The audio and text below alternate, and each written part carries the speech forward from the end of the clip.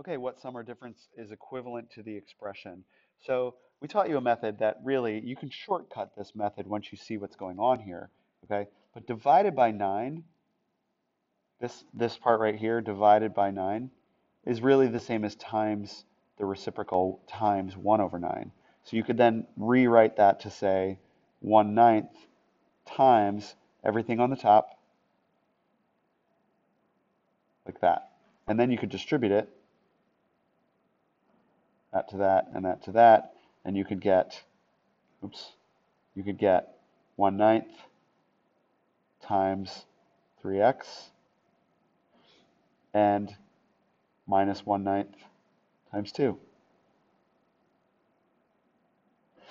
Okay? And then simplifying those, I'm going to have to move down to this next line. You then get 1/9 times 3x, or 3x over 9, minus 1/9 times 2, or 2 over 9. Now, this first one simplifies because the 3 and the 1 cancel out.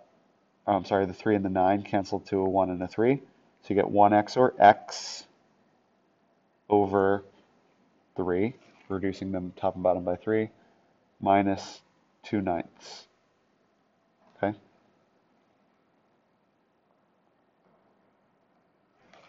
Now the result of this, and I'll box that, which is what you want to have as your answer. The result of that is essentially this. If you look at the original problem, you're saying, since these are two different terms separated by a plus minus, we could take each one of them separately, put it over 9. So if I did that over here on the side, just following that speeded up route, I could say, as long as this has a 9 under it, and then so does this have a 9 under it, you can write it as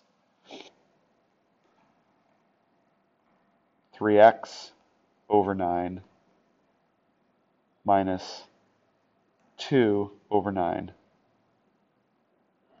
And then simplifying what we just did, you still get your x over 3 minus 2 over 9. Okay? So the short answer there is, if you're dividing by, in this case, that 9, okay, you can just give that denominator to both parts equally and then simplify them separately. Still results in the same thing. Okay?